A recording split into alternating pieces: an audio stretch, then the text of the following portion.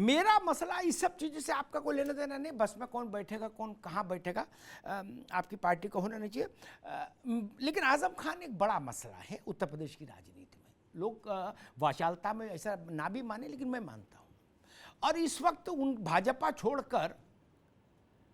और सपा छोड़कर जितनी पार्टियां हैं उत्तर प्रदेश में, उन सबका न्योता उनकी जेब में है, कुछ बाईं जेब में है, कुछ दाईं जेब में है। क्या ऐसा भी बड़ा रेयर होता है क्या? आजम खान को लेके बीजेपी क्या सोच रही है, एक विषय ये मत कर दीजिएगा वो हमने तो बड़े बड़े सूरमा देख लिए, क्या आजम खान और क्या फलाने खान, हमको कोई फर्क नहीं पड़ता। हर गतिविधि हर राजनीतिक दल को प्रभावित करती है। और एक पॉलिटिकल ऑब्जर्वर के तौर पर आपको क्या लगता है कि आजम खान मायावती के साथ जा सकते हैं? आजम खान कांग्रेस के साथ जा सकते हैं?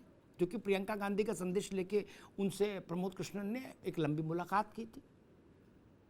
मायावती की तरफ से प्रस्ताव है, जयंत चौधरी की तरफ से प्रस्ताव है क्योंकि पश्चिम का मामला है, और शिवपाल जी की तरफ से प्रस्ताव है। आपको क्या लगता है और वो फर्क कितना डालेगा उत्तर प्रदेश की सियासत में? आनंद जी। अमिताभ जी, वैसे तो आज मुझे सुनने में ही काफी मजा आ रहा था और अच्छा लग रहा था। आज श्रोता भाव में मैं ज्यादा आनंद प्राप्त कर रहा था, लेकिन आपने वक्ता भाव में मुझे ला दिया है तो मुझे कुछ तो कहना पड़ेगा। आपके जो प्रश्न है कि वो कहां जाएंगे, इसका मैं दूसरे में जवाब दे दूंगा। पहले मैं एक चीज कहना चाहता हूं। देखिए, इसमें कहीं से कोई शक नहीं है कि अखिलेश यादव जी से न पार्टी संभल पाई और न मुलायम सिंह द्वारा बनाए गए रिश्ते संभल पाए। अब आप आज की ही हकीकत देख लीजिए। पहले चचा नाराज हुए, फिर चच्चा नाराज हुए,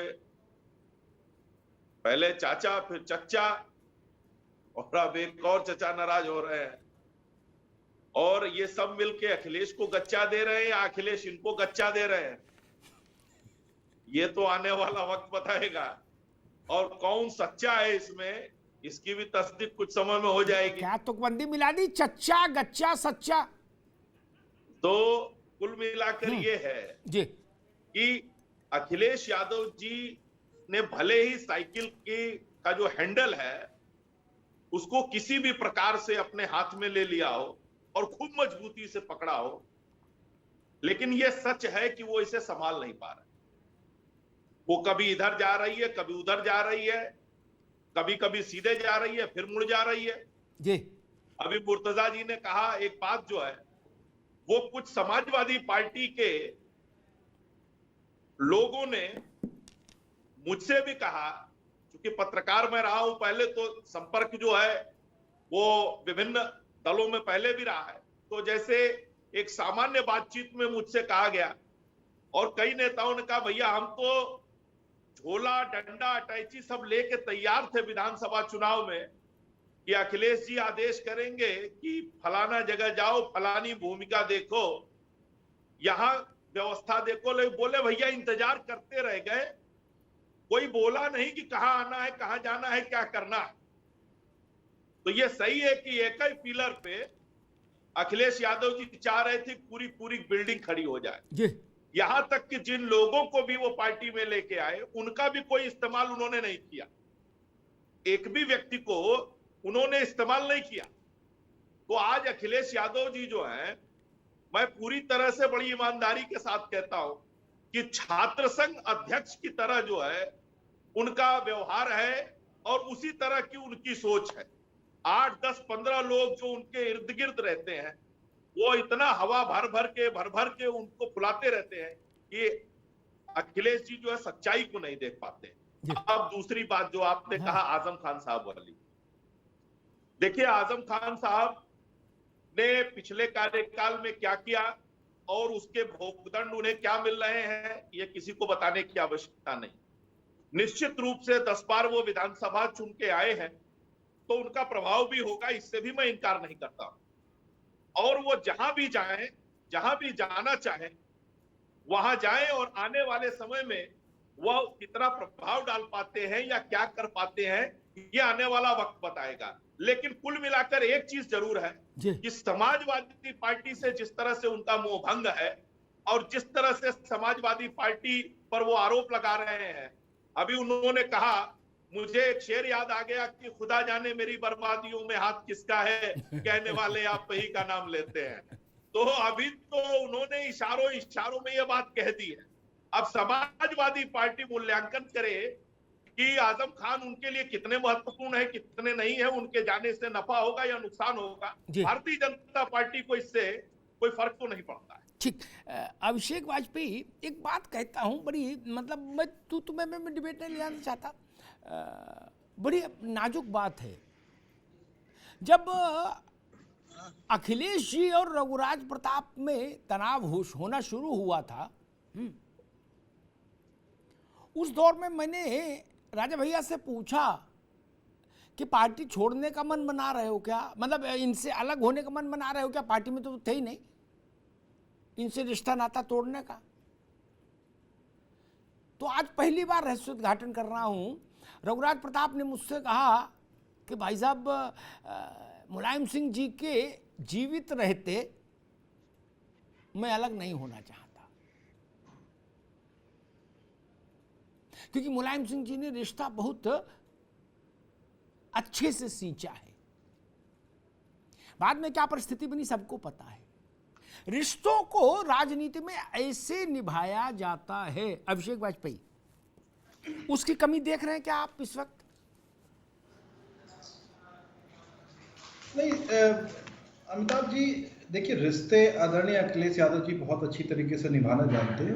वो भी बहुत ही दिलदार व्यक्ति हैं और रिश्तों को कैसे निभाना चाहिए वो बहुत अच्छी तरीके से जानते हैं। देखिए, कहीं ना कहीं अगर हम कहें तो मिसअंडरस्टैंडिंग बीच में, क्योंकि भारतीय जनता पार्टी इतना छलावा खेलती है क्योंकि लोगों को तोड़ने के लिए, तो इसलिए लोग भ्रमित रहते हैं। लेकिन आदरणीय अखिलेश यादव जी भ्रमित नहीं है, क्योंकि वो बहुत अच्छी तरीके से जानते हैं, क्योंकि जब उनका एक कदम बढ़ता है तो भारतीय जनता पार्टी के 10 लोग लग जाते हैं कि उनकी एक एक बातों को तोड़ मरोड़ करके किस तरीके से पेश करना है। तो यह उस परिस्थिति के नतीजा है। बाकी जैसा कि आप कह रहे हैं, देखिए कहीं ना कहीं मैं बिल्कुल मानता हूं कि कमी हो सकती है, और उन कमियों का जितने भी साथी जितने भी हमारे हैं वो कमी को बताते हैं, उन कमियों को दूर करके हम सब आगे बढ़ते हैं। जैसा कि आपने देखा कि पूर्व में जब चुनाव का समय था तब आदरणीय ओम प्रकाश जी ने, राजभर जी ने कई सारी कमियों को बताया, उनको एक बात बताया अभिषेक बाबू, एक बात, ओम प्रकाश भाई को मेरे दोस्त हैं, उनको नेतराम की कचौड़ी और जलेबी बड़ी अच्छी लगती है। अब वो सब कहीं भी खा सकते हैं, ये ध्यान रखिएगा। बिल्कुल। फिर बाद में आप ढूंढते फिरो कि कहाँ गए। हाँ, नहीं, मैं आपकी बात से बिल्कुल सहमत हूं। लेकिन देखिए, ये बड़ी कला होती है जो आपने बात कही, ये बड़ी कला होती है कि जब वो एक साथ सबको रख करके, सजो करके, एक धागे में पिरो करके जो आगे बढ़ता है, वही बहुत बड़ा योद्धा कहलाता है। और आदरणीय अखिलेश यादव जी और आदरणीय आजम खान जी बहुत बड़े योद्धा हैं, क्योंकि वो तलवार हैं आदरणीय आजम खान जी, जो विपक्षियों को वापस से चित करेंगे। और जितने भी लोग अभी कयास उठा रहे, जितना भी अभी दुबे जी बहुत प्रसन्न मुद्रा में नजर आ रहे हैं, तब उनको पता चलेगा कि हमारी वो तलवार में अभी जंग नहीं लगी है जी। अच्छा, एक बात है, इस बात का क्या मतलब? उन्होंने कहा हो सकता है, मैं उनके शब्द अक्षरशः उद्धृत कर रहा हूं अपनी जिम्मेदारी पर, उन्होंने कहा आजम खान ने कि हो सकता है मुलायम सिंह जी के पास मेरा टेलीफोन नंबर ना हो, टेलीफोन नहीं बोलते, टेलीफोन बोलते, टेलीफोन नंबर ना हो, या हो सकता है बड़े नेता हैं, मैं छोटा कार्यकर्ता हूं, वक्त ना मिला हो। आजम खान ने कहा, इस बात का मतलब क्या भैया वाजपेयी जी? नहीं, देखिए अमिताभ जी, इस बात के तात्पर्य आदमी निकालना चाहे तो बहुत कुछ निकालेगा, लेकिन पॉजिटिव चीज यही है कि देखिए आदरणीय नेताजी की तबीयत आप सभी जानते हैं कि जाओ यार, अभिषेक जी कहाँ लीप रहे हो महाराज, ऐसी कौन सी तबीयत खराब है? टेलीफोन में क्या सबसे मिल रहे हैं? देखिए वो नहीं ऐसा भी नहीं बताओ यार, गायत्री से मिलने वो जेल चले गए थे। देखिए ऐसा ट्रंप तो जी, नहीं। अब एक बात सुन, अब मैं अपनी बात नहीं कह रहा, मैं इस बहस को उस लेवल तक नहीं लाऊंगा जहां दीवार आ जाए। एक आपके लिए भी हम जानते हैं ये नाजुक वक्त है, किसी भी पार्टी में आ जाता है। ये कल्याण सिंह और भाजपा के बीच में जो टकराव हुआ था वो वक्त भी मैंने देखा, इसलिए मैं वहां तक नहीं जाऊंगा। लेकिन एक हल्की बात कहूंगा, जैसे आनंद कह रहे थे कि आज सुनने में मजा आ रहा, हल्की बात रखो। बाकी तो रिश्ते हैं, ये बहुत महीन चीजें होती हैं, इनको संभाल के रखना पड़ता है, हैंडल विद केयर। नेताजी के अच्छे स्वास्थ्य की कामना के साथ, चूंकि मेरा उनसे बहुत पुराना रिश्ता है और मैं चाहता हूं कि वो स्वस्थ रहें, वो देश के एक लीडरशिप के एक नगीने हैं वो भी। वो अभी लॉयन सफारी गए थे देखने, बोले हमें दिखाओ शेर किधर है, हिरन किधर है। इसी ऐसी तबीयत नहीं खराब महाराज, आप लोग भी गजब करते हो। वो लॉयन सफारी देखने गए। नहीं, देखिए चलो ठीक है, हम काहे को बहस, मान ली जो कहो मान लेंगे, मैं क्या फर्क पड़ रहा। ठीक है भैया अर्कवंशी साहब, ये तो जान लो आपके नेता भी 16 चंद्रमा पूर्णमासी को हम लोग मानते हैं कि चंद्रमा पूर्ण है, यानी 16 कलाओं से युक्त है चंद्रमा। क्या वैसे राजनीति में 16 कलाओं से परिपूर्ण है हमारे दोस्त ओम प्रकाश राजभर। क्या बिल्कुल, वो भी 2.5 घर आगे, 2.5 घर पीछे, 2.5 घर दाएं, 2.5 घर बाएं, सब खेलते हैं एक ही साथ। अखिलेश यादव को ये सलाह वो मिलके भी दे सकते थे, जो उन्होंने एएनआई पे दे दी, ताकि पूरे देश भर में बवाल हो।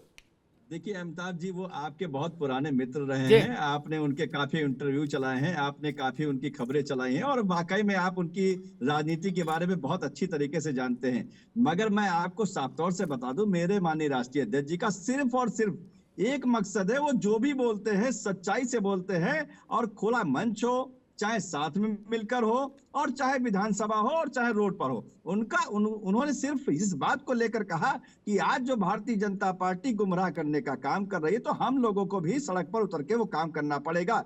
ये बात कहने में उन्होंने कहा हम लोगों को, उनने कहा मैं तो उतरे हुआ, उन लोग कहते अखिलेश भी वैसे उतरे, वो कमरे में बैठ के राजनीति कर रहे हैं। ये मसला है। राष्ट्रीय अध्यक्ष श्री अखिलेश यादव जी के लिए उन्होंने कहा, बिल्कुल कहा, मैं उस बात को लेकर ही बता रहा हूं। उन्होंने कहा जैसा कि मैं दिन रात, मैं भी तो उस गठबंधन का हिस्सा हूं, सोहेलदेव भारतीय समाज पार्टी भी गठबंधन का हिस्सा है, गठबंधन के वो साथी हैं। हम लोग लगातार बैठ के अभी मैं लखनऊ की बैठक से आ रहा हूं, समीक्षा बैठक करके आ रहा हूं। गठबंधन में ठीक है भाई, ठीक है।